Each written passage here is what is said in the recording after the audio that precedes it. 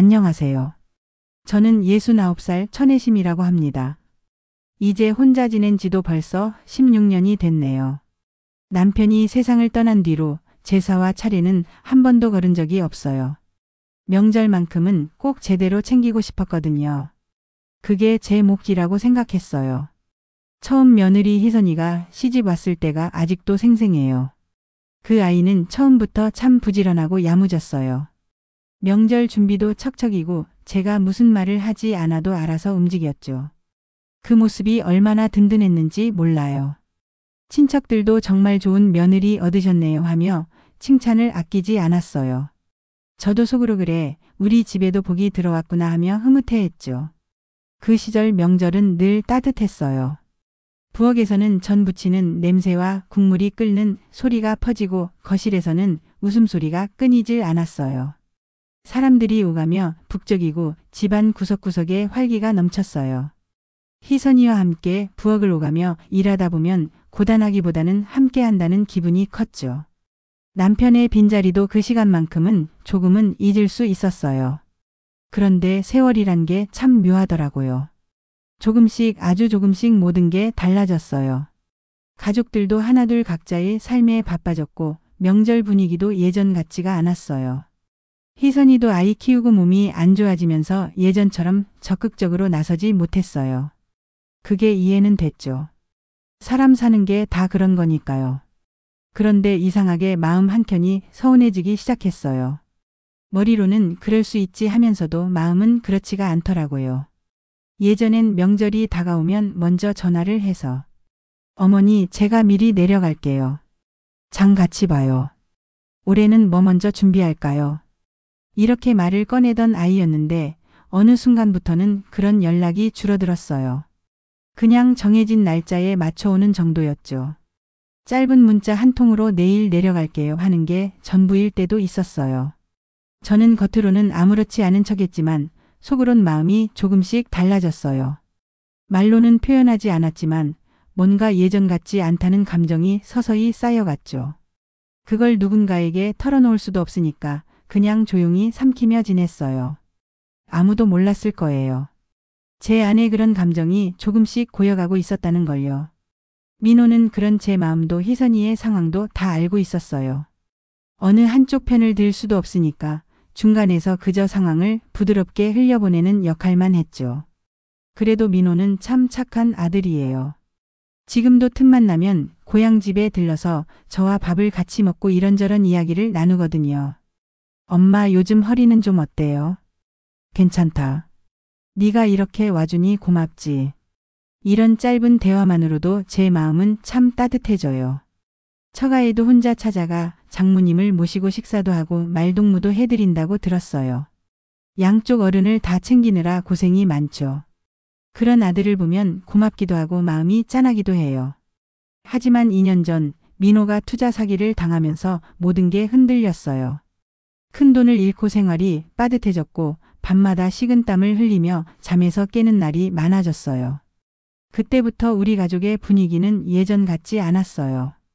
희선이의 태도도 조금씩 달라졌고 저도 그걸 느끼지 않을 수 없었죠. 말로 표현되진 않았지만 우리 가족 사이에는 보이지 않는 균열이 조용히 아주 천천히 번져가고 있었습니다. 명절이 다가올 때면 예전엔 마음이 분주했어요.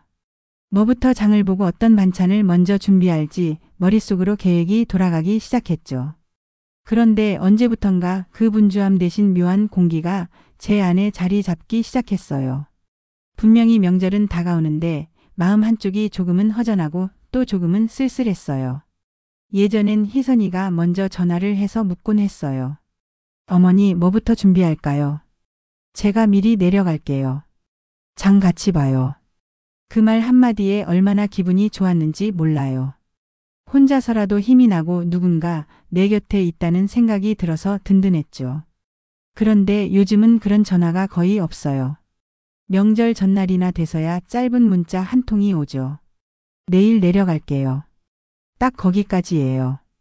예전처럼 미리 준비하거나 먼저 손을 내밀던 모습은 조금씩 사라졌어요. 몸이 예전 같지 않으니 이해는 되지만 마음은 자꾸 예전과 비교가 되더라고요. 처음엔 저도 스스로를 다독였어요. 세상이 변했으니 며느리도 예전 같을 순 없지. 내가 너무 옛날 방식만 고집하는 건 아닐까. 이렇게요. 하지만 사람 마음이란 게 참 솔직하죠. 서운함이 한번 생기기 시작하니까 그게 조금씩 쌓이더라고요. 그렇다고 그걸 직접 말로 꺼내지도 못했어요. 괜히 분위기만 어색해질까봐 그냥 조용히 삼켰죠. 민호는 이런 제 마음도 알고 있었어요. 희선이의 상황도 이해하고 있었고요. 하지만 어느 한쪽 편을 들 수 없으니 늘 중간에서 말을 아꼈어요. 민호야, 요즘은 희선이가 예전 같지가 않다. 제가 조심스럽게 얘기하면 어머니, 요즘은 다들 그렇게 좀 간소하게 하잖아요. 희선이도 애 키우느라 힘들고요. 이렇게 부드럽게 말을 돌리곤 했어요. 그럴 때마다 저도 더 이상 뭐라 할 수가 없었죠. 민호는 참 착한 아들이에요. 지금도 틈만 나면 저를 찾아오고 장모님도 혼자 찾아뵙고 식사도 챙기잖아요. 고생하는 걸 알기에 괜히 제 서운함을 그 아이한테 쏟고 싶지는 않았어요. 그래서 그냥 마음속에만 담아뒀어요. 희선이도 모르진 않을 거예요. 제가 예전처럼 기다리고 있다는 걸요. 하지만 본인도 몸이 힘들고 명절이라는 것 자체에 큰 의미를 두지 않는 성격이다 보니 먼저 움직이지 않는 거겠죠. 그걸 알면서도 제 마음은 자꾸만 옛날로 돌아가요. 그때의 북적이던 부엌 함께 음식하던 분위기, 먼저 손 내밀던 며느리의 모습. 그 모든 게 그립고 또 그립습니다. 말로 표현하지 않아도 가족들은 다 알고 있을 거예요. 예전과는 뭔가 다르다는 걸. 저도 희선이도 민호도 알고 있죠.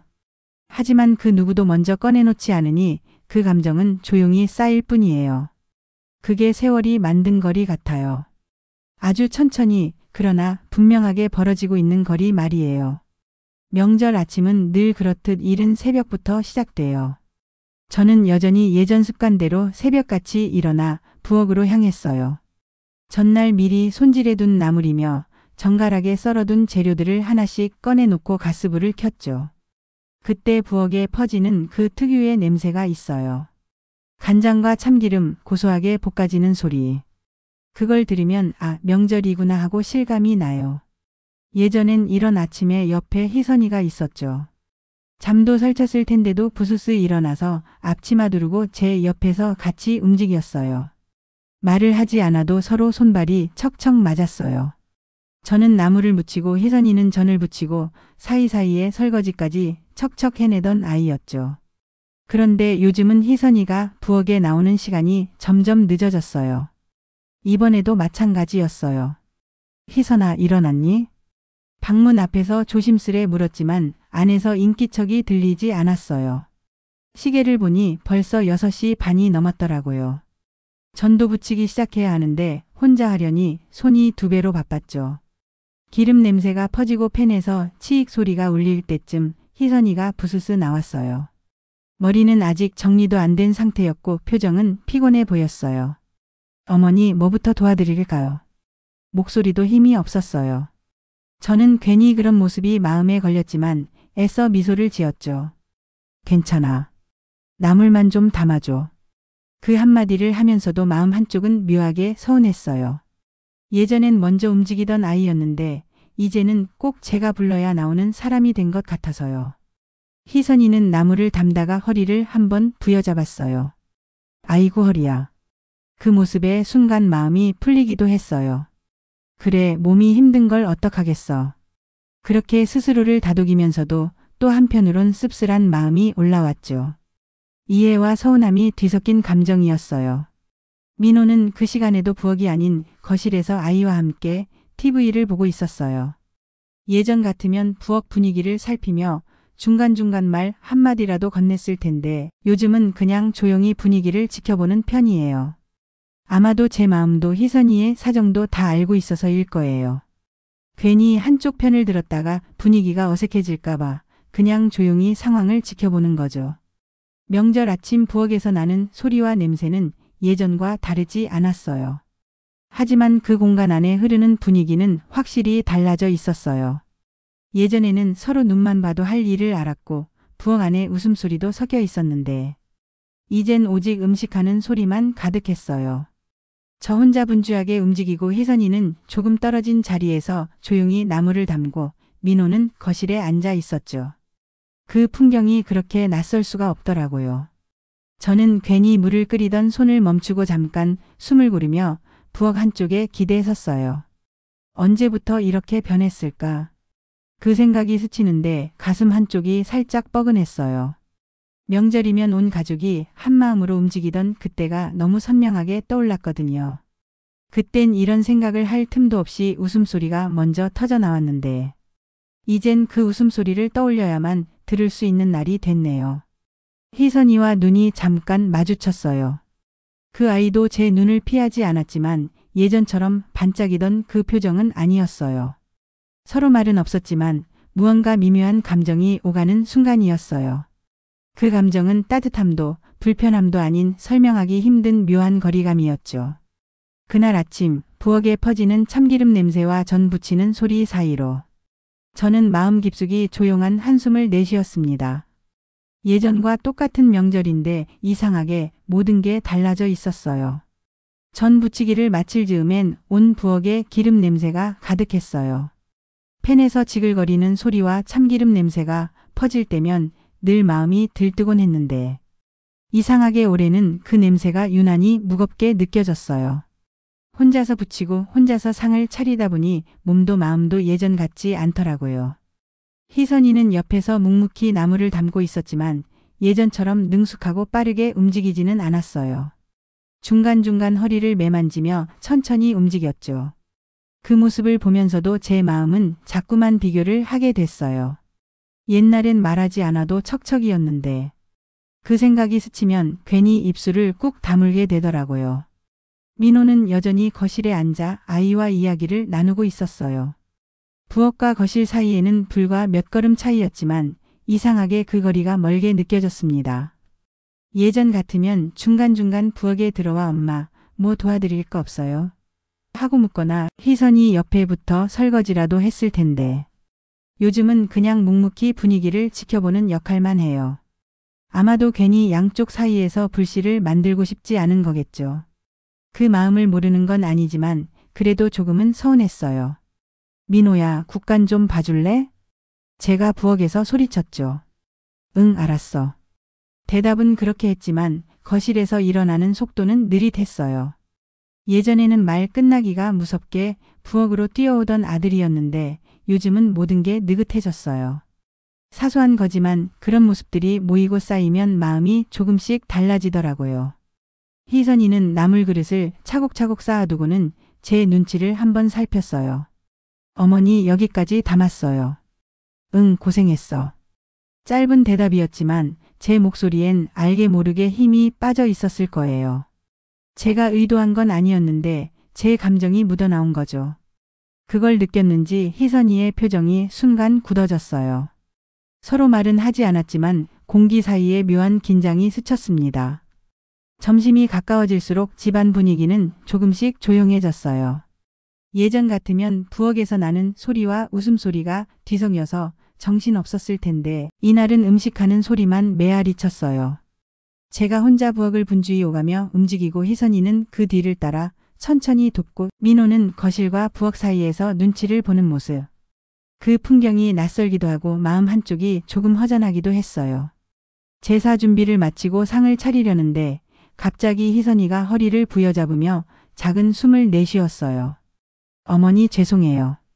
잠깐만 앉아도 될까요? 그 말에 순간 마음이 철렁 내려앉았어요. 그래. 앉아. 괜찮아. 말은 그렇게 했지만 제 안에는 복잡한 감정이 스쳤어요. 걱정과 함께 결국 나 혼자 다 하게 되는구나 하는 씁쓸함이 동시에 올라왔죠. 민호가 그때야 부엌으로 들어왔어요. 엄마, 내가 도울게요. 됐어. 마무리만 하면 돼. 저도 모르게 그 말이 툭 튀어나왔어요. 민호는 잠시 멈칫하더니 아무 말 없이 접시를 들고 상 차리는 걸 도왔습니다. 괜히 말 한마디가 공기를 더 무겁게 만들 것 같았거든요. 상차림이 끝나고 제사상이 거실 한가운데 놓였을 때 저는 잠시 그 자리를 바라봤어요. 16년 동안 빠짐없이 지켜온 자리였죠. 그런데 올해는 이상하게도 그 상 앞에 서 있는 제 마음이 예전과 달랐어요. 뭔가 공기가 달랐다고 해야 할까요? 분명히 음식도 똑같고 절차도 똑같은데 함께 서 있는 사람들의 분위기가 달라져 있었어요. 희선이는 여전히 조심스럽게 움직이고 있었고 민호는 묵묵히 제 옆을 지켰지만 눈에 피곤함이 묻어났어요. 저는 그 모습을 바라보면서 한편으로는 세월이 이렇게 바꾸는구나 하는 생각이 들었어요. 그리고 또 한편으로는 마음 깊은 곳에서 작지만 분명한 서운함이 톡 하고 올라왔습니다. 말하지 않아도 가족들은 다 느끼고 있었을 거예요. 공기 속에 스며든 그 미묘한 기류를요. 그날 제사상 앞에 서 있던 우리 가족의 모습은 예전과 같은 풍경 속에서 전혀 다른 마음을 품고 있는 사람들이었어요. 그게 세월의 무게라는 걸 머리로는 알면서도 마음은 쉽게 받아들이지 못하겠더라고요. 제사와 차례를 마치고 나면 언제나 그렇듯 점심상이 차려집니다. 오전 내내 부엌을 오가며 분주히 움직였던 몸이 식탁 앞에 앉는 순간 약간 풀리는 느낌이 들죠. 하지만 올해는 이상하게도 그 자리가 예전만큼 따뜻하지 않았습니다. 분명히 상 위엔 정성껏 차려낸 음식들이 놓여 있었고 형식도 예전과 다르지 않았어요. 그런데 공기 속에 흐르는 무언가가 달라져 있었어요. 민호가 상 위에 놓인 반찬들을 한번 훑어보더니 조심스럽게 젓가락을 들었습니다. 엄마, 이거 예전처럼 맛있네. 그 말이 고맙긴 했지만 제 마음 한켠은 복잡했어요. 예전엔 그런 말이 들리면 피곤함도 싹 잊고 기분이 좋아졌는데 지금은 혼자 이렇게 준비하느라 얼마나 힘들었는지 너는 알까 하는 생각이 먼저 들었거든요. 물론 그런 말은 꺼내지 않았습니다. 그저 미소로 대신했죠. 희선이는 제 맞은편에 앉아 조용히 밥을 먹고 있었어요. 예전 같으면 이런 자리에서 어머니 음식 너무 맛있어요. 이번에도 고생 많으셨어요. 이런 말 한마디를 먼저 꺼내던 아이였어요. 그런데 요즘은 그런 말들이 자연스럽게 줄었어요. 아마도 본인도 몸이 힘들고 분위기 자체가 예전 같지 않으니 말도 조심스러워진 거겠죠. 희선아, 나물 좀 더 먹어. 제가 조심스럽게 말을 건넸어요. 아, 네, 괜찮아요. 지금도 충분해요. 짧은 대답이 돌아왔죠. 그 대화는 거기서 끝이었어요. 서로 웃음으로 이어지는 대화도 자연스러운 말의 흐름도 없었어요. 그 순간 이상하게 마음속에 작은 틈이 벌어지는 느낌이 들더라고요. 아이의 웃음소리만이 식탁 위를 가볍게 메우고 있었어요. 민호가 아이에게 이제 초등학교 올라가면 뭐 하고 싶어? 라며 말을 걸자 아이가 신나게 대답했어요. 그걸 보면서 저도 억지로라도 미소를 지었습니다. 하지만 어른들 사이의 대화는 어딘가 서먹했어요. 식사가 중반쯤 되었을 때 민호가 조심스레 말을 꺼냈습니다. 엄마, 요즘 허리 괜찮으세요? 괜찮다. 그럭저럭 살지 뭐. 병원은요? 병원은 무슨 병원이냐? 돈 들어가는 건데. 그냥 참고 사는 거지. 제가 그렇게 말하자 민호의 표정이 잠깐 굳었어요. 그래도 정기적으로 가셔야죠. 요즘 날도 추운데 조심하셔야 해요. 걱정 마라. 너나 잘해라. 말 끝에 살짝 웃음을 섞으려 했지만 제 목소리엔 알게 모르게 피로가 묻어났을 거예요. 그때 희선이가 조심스럽게 한마디를 덧붙였어요. 어머니, 저희 다음 주에 병원 갈 일 있는데 같이 가셔도 돼요. 뜻밖의 제안이었지만 제 입에선 그 순간 됐다. 귀찮게 뭘 같이 가. 이 말이 툭 나와버렸어요. 말을 하고 나서 스스로도 깜짝 놀랐습니다. 희선이의 얼굴이 순간 굳어졌고 식탁 위 공기가 살짝 멈췄어요.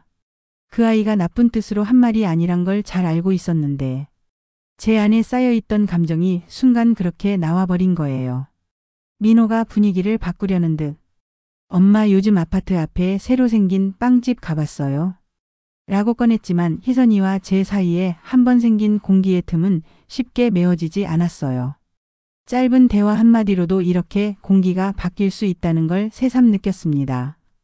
밥상이 다 끝나갈 즈음 희선이가 조심스럽게 말을 꺼냈어요. 어머니, 오늘은 저희 조금 일찍 올라가도 괜찮을까요? 그 말에 제 젓가락이 잠깐 멈췄습니다. 그래. 몸도 안 좋은데 쉬어야지. 입으로는 그렇게 대답했지만 가슴 한쪽이 쿵 내려앉는 느낌이었어요. 예전 같으면 이런 말이 나올 리가 없었죠. 항상 명절이면 저녁까지 함께 보내고 뒷정리도 같이 하고 아이는 마당에서 뛰어놀고 그런 풍경이 당연했거든요. 그런데 이제는 조금 일찍 올라가도 되냐는 말이 자연스럽게 나오는 시대가 되어버렸네요. 차 막히기 전에 가야 해서요. 희선이가 덧붙였어요. 그 말도 충분히 이해는 됐습니다. 요즘 명절 교통이 얼마나 고된지 저도 잘 아니까. 하지만 이해와 서운함은 전혀 다른 감정이잖아요. 고개를 끄덕이면서도 속으로는 묘한 쓸쓸함이 밀려왔습니다. 민호는 제 눈치를 살짝 봤어요. 아마 제 속마음을 읽은 거겠죠. 하지만 뭐라 할 수 없었어요. 그저 조용히 식탁에 남은 반찬을 정리하며 분위기를 흘려보냈습니다. 식사가 끝나고 희선이가 설거지를 도와주겠다고 했지만 됐다. 그냥 가서 쉬어라. 제가 먼저 말해버렸어요. 그 순간 희선이 얼굴에 잠깐 멈칫하는 표정이 스쳤습니다. 서운함인지 미안함인지 아니면 그 둘 다였는지는 잘 모르겠지만요. 그렇게 명절 점심은 조용하게 끝났습니다. 예전엔 시끌벅적하게 웃음소리와 말소리가 식탁에 가득했는데 이젠 아이의 웃음소리만이 그 자리를 메우고 있었어요. 말로는 표현하지 않았지만 우리 모두 알고 있었어요. 서로의 마음속에 작은 틈이 생겼다는 걸요. 그 틈은 어느 날 갑자기 생긴 게 아니라 세월 속에서 조금씩 자라난 거였어요. 그리고 그날 식탁 위에서 그 틈이 처음으로 분명한 모양을 드러냈습니다. 식사가 끝나고 나면 늘 그렇듯 뒷정리 시간이 찾아와요. 예전엔 식탁을 치우는 것도 온 가족이 함께였죠. 누구는 접시를 치우고 누구는 설거지를 하고 또 누구는 남은 음식을 정리하며 웃음소리가 부엌에서 끊이지 않았어요. 그런데 올해는 분위기가 달랐습니다. 희선이가 어머니 설거지 도와드릴게요. 하고 말했을 때 저는 반사적으로 됐다.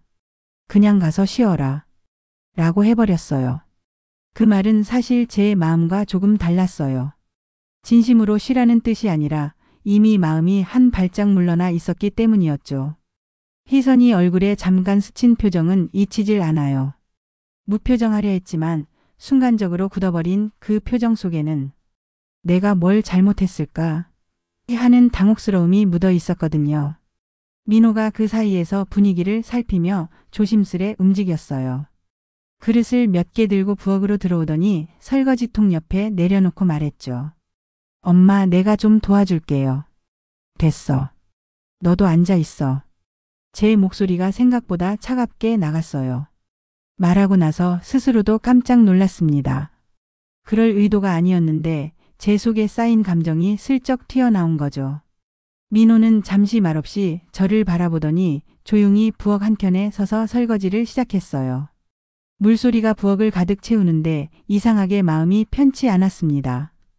왜 나는 자꾸 이런 식으로 말이 나갈까? 스스로에게 질문하면서도 막상 말을 돌리려니 쉽지 않았어요. 그냥 조용히 수저를 정리하며 물소리만 들었습니다. 그때 희선이가 조심스럽게 거실에서 제게 다가왔어요. 어머니, 저희 이제 슬슬 올라가도 될까요?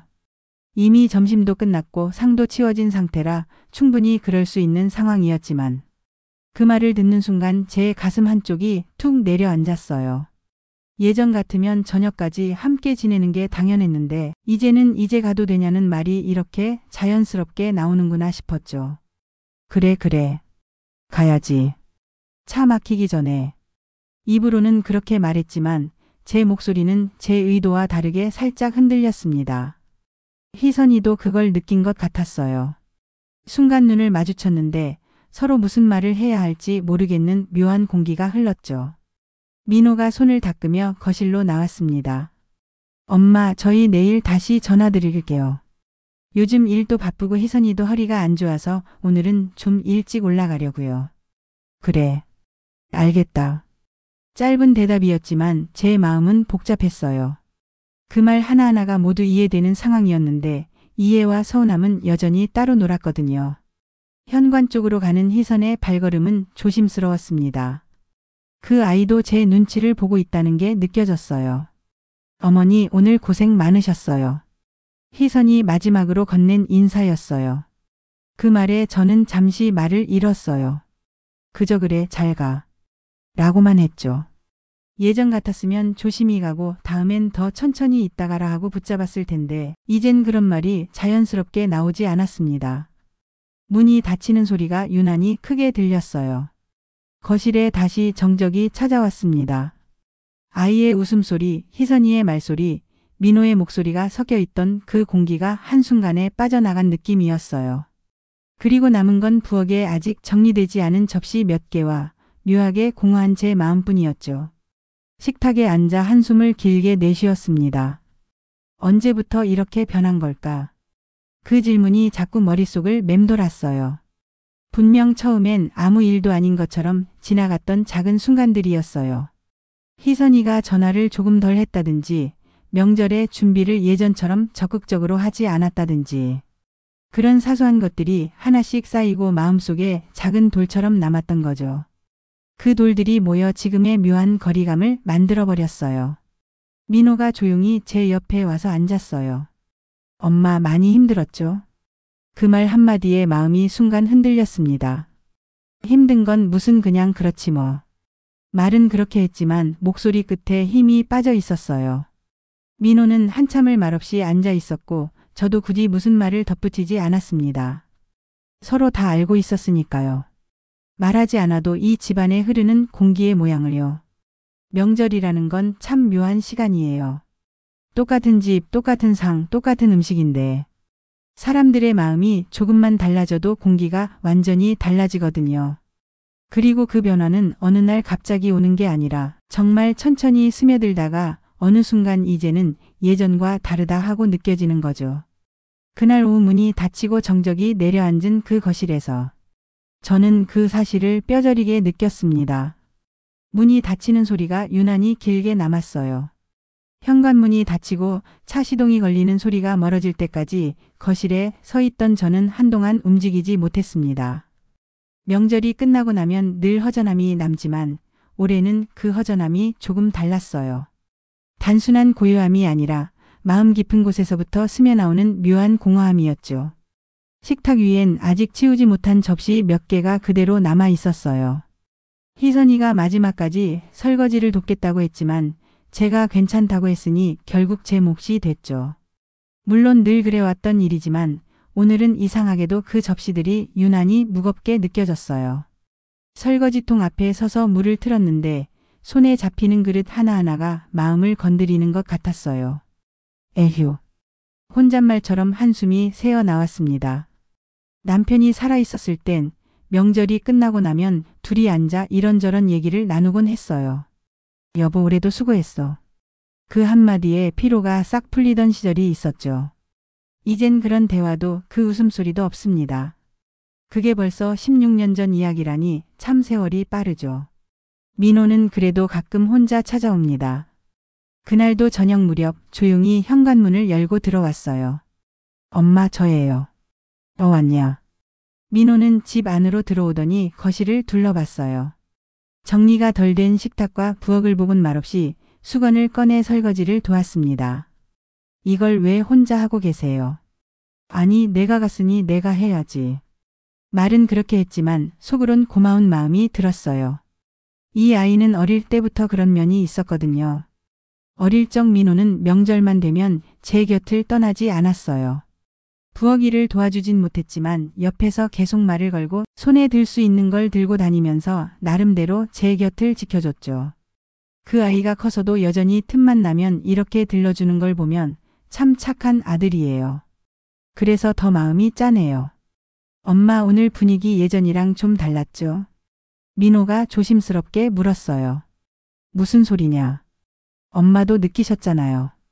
희선이도 요즘 몸도 안 좋고 분위기도 예전 같지가 않으니까요. 그야 뭐 세월이 흘렀으니. 짧게 대답했지만 제 목소리 끝엔 이미 감정이 묻어 있었을 거예요. 민호는 그걸 듣고도 굳이 더 캐묻지 않았습니다. 대신 조용히 제 옆에서 그릇을 헹구며 말했어요.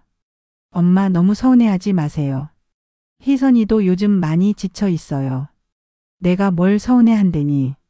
입으로는 그렇게 말하면서도 제 안에선 그래 나 서운했지 하는 마음이 슬쩍 고개를 들었어요. 설거지를 마치고 거실에 나란히 앉았을 때 집안이 조용했어요. TV도 켜지지 않았고 시계 초침 소리만 들렸습니다. 민호가 잠시 생각에 잠긴 듯 하다가 말을 꺼냈습니다. 엄마 아버지 돌아가시고 나서부터 엄마가 혼자 다 하셨잖아요. 솔직히 저도 그게 항상 마음에 걸려요. 그 말을 듣는 순간 가슴이 쿵 하고 내려앉았어요.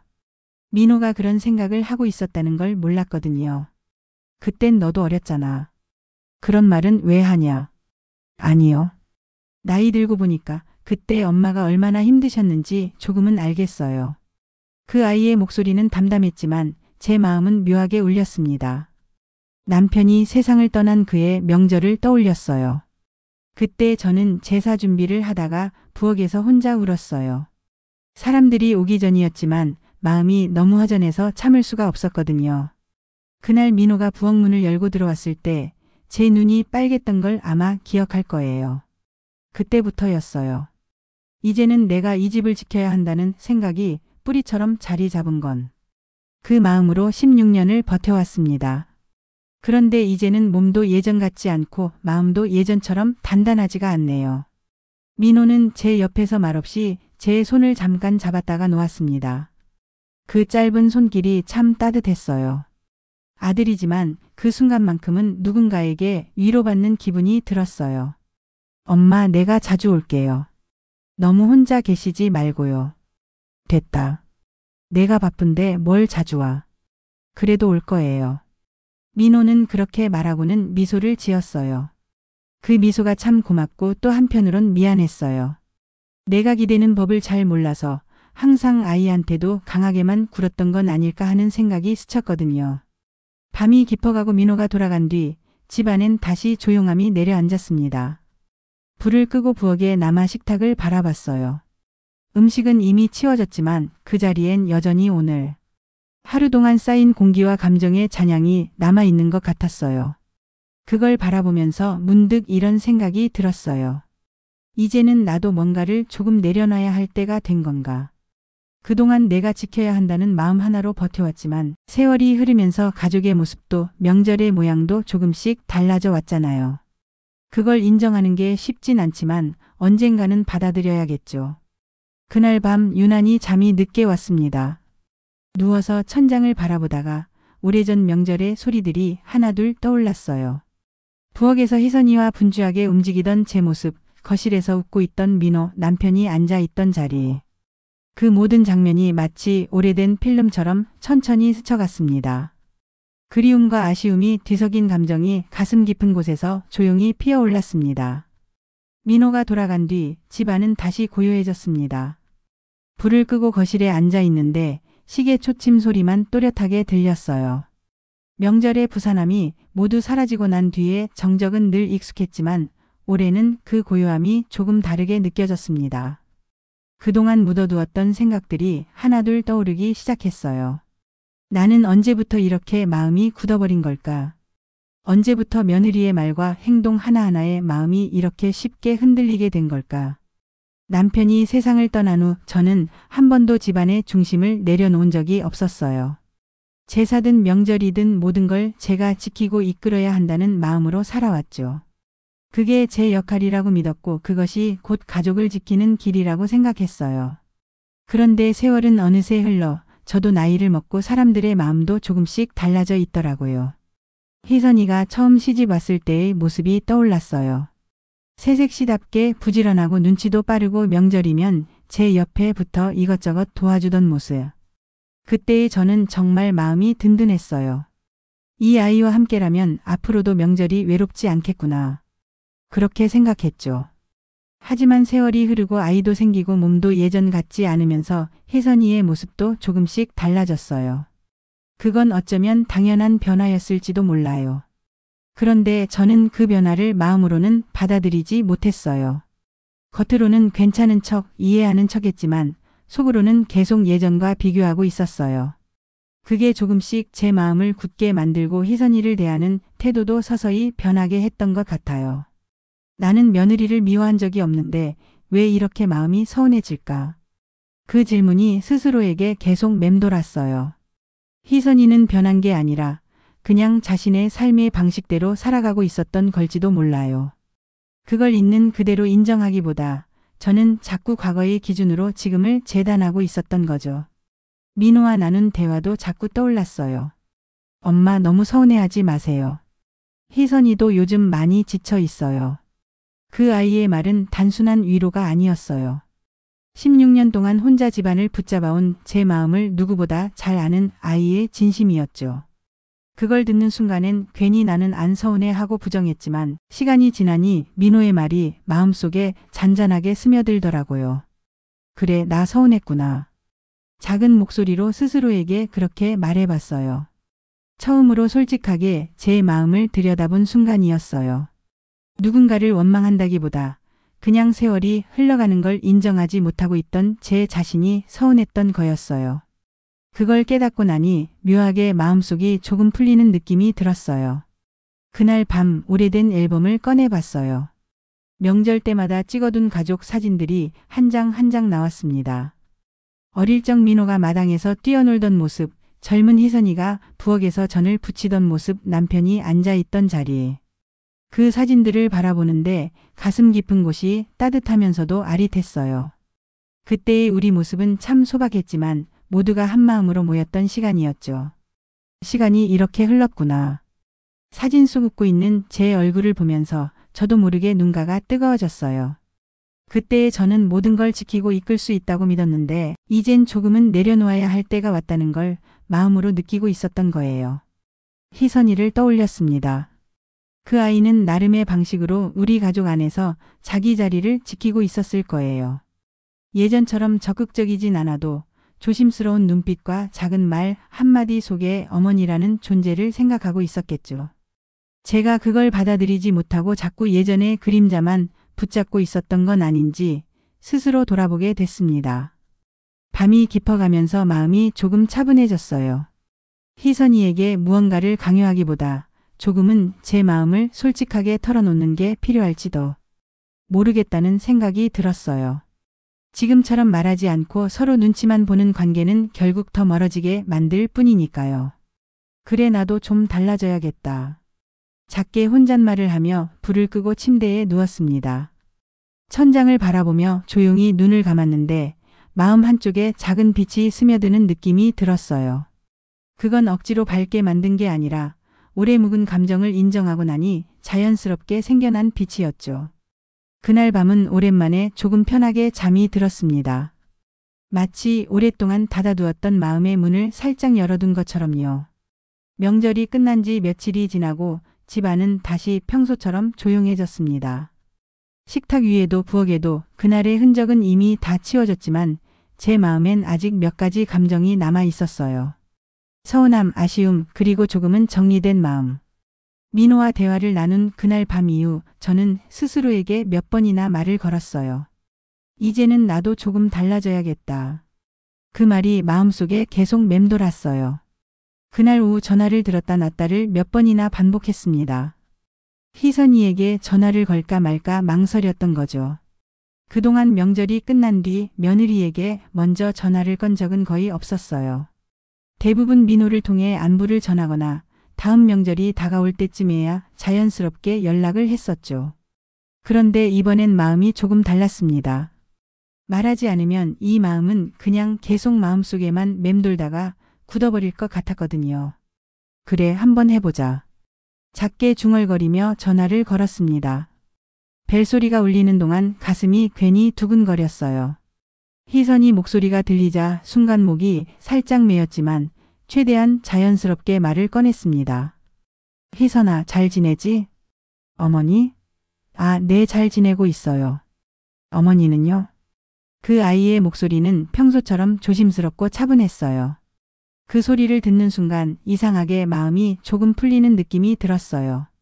그냥 갑자기 내 생각이 나서 전화했어. 아네, 감사합니다. 희선이는 잠시 말을 멈추더니 조심스럽게 물었어요. 어머니, 그날 혹시 제가 뭔가 실수한 건 아니죠? 그 질문에 가슴이 철렁했어요. 역시 그 아이도 그날의 분위기를 느끼고 있었던 거예요. 아니야. 실수라니. 그런 거 없어. 그날 제가 허리가 좀 안 좋아서 제대로 못 도와드려서 괜히 신경 쓰이실까 봐요. 그런 말 하지 마. 나도 그거 다 알고 있었어. 내가 허리 아픈 거 나도 눈치챘지. 제 말이 끝나자 전화기 너머로 희선이의 숨소리가 살짝 흔들렸습니다. 사실 어머니가 괜찮다고 하셔도 저는 마음이 계속 걸렸어요. 예전처럼 잘 못하니까 괜히 죄송하고요. 그 아이의 솔직한 목소리를 듣는 순간 마음이 조금 울컥했어요. 그동안 제 속마음만 가득했지 정작 그 아이의 속마음은 들여다보지 않았던 것 같았거든요. 희선아. 제가 조심스럽게 말을 이었습니다. 나는 내가 예전처럼 하지 못한다고 해서 서운했던 건 아니야. 그냥 세월이 흘러가면서 나도 모르게 예전이 그리워졌던 거야. 그 말을 하는 순간 제 속에 오래 묵어있던 감정이 스르르 풀리는 기분이 들었어요. 그동안 마음속에서만 맴돌던 말을 처음으로 꺼낸 거였거든요. 어머니. 희선이의 목소리가 조금 떨렸습니다. 저도 어머니 마음 조금은 느꼈어요. 그래서 명절 때도 조심스럽게 행동했는데 오히려 그게 더 거리를 만든 것 같아요. 나도 알아. 내가 나쁘게 한 건 하나도 없어. 내가 조금 마음을 꽉 쥐고 있었던 거지. 그 순간 전화기 너머로 희선이의 웃음이 살짝 새어나왔습니다. 긴장된 공기 속에 스며든 그 웃음이 참 따뜻하게 들렸어요.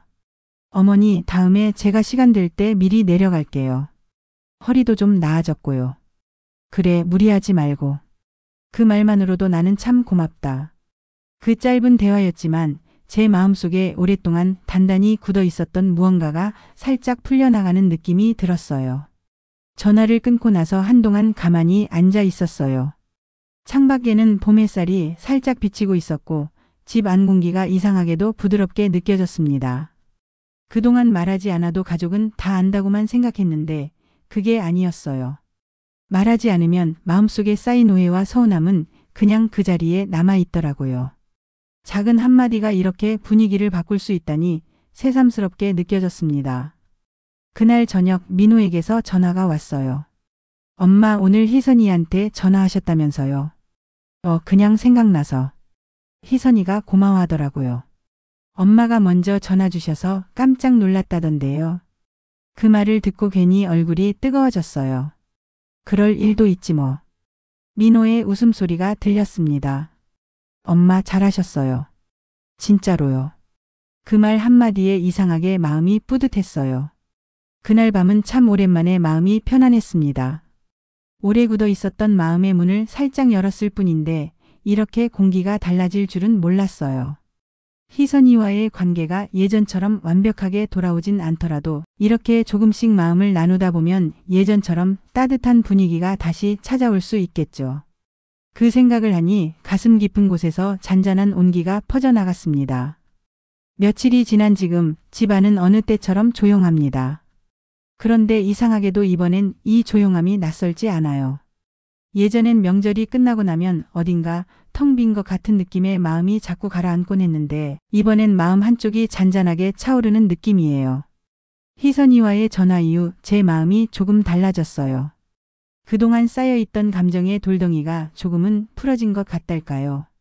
오랫동안 내가 지켜야 한다는 생각으로 단단하게 쥐고 있던 것들이 사실은 저를 더 무겁게 만들고 있었던 거예요. 그걸 내려놓으니 공기 하나도 다르게 느껴지더라고요. 창문을 열고 거실에 앉아 있으니 봄 햇살이 부드럽게 스며듭니다. 이제는 아이들이 자라서 각자의 삶을 살고 며느리도 엄마로서 아내로서 또 한 사람으로서 자기 삶을 살아가고 있죠. 예전처럼 모든 걸 함께하고 한마음으로 움직이는 명절의 풍경은 다시 오지 않을지도 몰라요. 하지만 그게 꼭 나쁜 건 아니라는 걸 이제는 조금 알 것 같아요. 시간이 흐르면서 변하는 것들이 있고 또 변하지 않는 것들도 있어요. 사람의 모습은 바뀌어도 마음속에 있는 가족이라는 마음은 쉽게 사라지지 않거든요. 희선이가 예전처럼 제 옆에서 분주하게 움직이진 않아도 그 아이 마음속엔 여전히 어머니가 자리하고 있었어요. 그걸 제가 늦게야 알아차린 거죠. 민호도 마찬가지예요. 예전엔 제 곁에서 무엇이든 함께하려고 하던 아이가 이제는 자신의 가정을 꾸리고 아버지로서 살아가고 있어요. 그런 민호가 가끔 혼자 찾아와 제 얘기를 조용히 들어주는 것만으로도 저는 충분히 고마워요. 그 아이의 따뜻한 손길 하나가 제 마음을 얼마나 위로해 주는지 아마 민호는 모를 거예요. 문득 남편이 떠난 첫 명절이 떠올랐습니다. 그날 부엌에서 혼자 전을 부치다가 문득 울음이 터져서 수저를 내려놓고 한참을 울었던 기억. 그때 제 옆에 조용히 서 있던 어린 민호의 눈망울이 지금도 또렷합니다. 그날 이후 저는 단 한 번도 흔들리지 않고 명절을 지켜왔어요. 그건 누가 시켜서가 아니라 제 스스로의 약속이었어요. 이 집을, 이 가족을 지키겠다. 그 마음 하나로 여기까지 온 거예요. 하지만 이제는 조금 다르게 생각하려고요. 지키는 것도 중요하지만 때로는 나누고 내려놓는 것도 필요하다는 걸 알게 됐으니까요. 가족이라는 건 한 사람이 모든 걸 붙잡고 있는 게 아니라 서로의 자리를 인정하고 조금씩 나누면서 이어져 가는 거라는 걸 지금에서야 깨달았어요. 희선이와의 전화가 그 시작이었어요. 작은 한마디, 짧은 대화였지만 그 안에 서로의 진심이 담겨 있었어요. 그걸 나누는 것만으로도 마음의 공기가 이렇게 달라질 수 있다는 걸 느꼈습니다. 앞으로도 완벽하게 예전처럼 돌아가진 않겠죠. 하지만 꼭 예전 그대로일 필요는 없잖아요. 지금의 우리 모습대로 조금씩 서로에게 다가가면 되는 거예요. 창밖을 보니 동네 아이들이 골목에서 뛰어놀고 있어요. 그 소리를 들으니 괜히 미소가 나왔습니다. 민호 어릴 적 모습이 겹쳐 보여서일까요? 시간은 흘러도 마음속에 남은 따뜻한 장면들은 여전히 그 자리에 있네요. 이번 명절은 제게 참 많은 생각을 안겨줬습니다. 서운함도 있었고 외로움도 있었지만 그 안에서 제 마음을 들여다보고 조금은 달라질 용기도 생겼어요. 아마 앞으로의 명절은 예전과는 또 다른 모습이 되겠지만 그 안에서도 우리 가족만의 따뜻한 공기를 다시 만들어갈 수 있을 거라 믿습니다. 그래, 괜찮아. 이제는 조금씩 달라져도 괜찮아. 작게 중얼거리며 창문을 닫았습니다. 마음 한켠에서 봄바람처럼 잔잔한 온기가 스며드는 걸 느꼈어요. 오랫동안 굳게 닫혀있던 마음의 문이 이제는 조금은 열려 있는 것 같았습니다.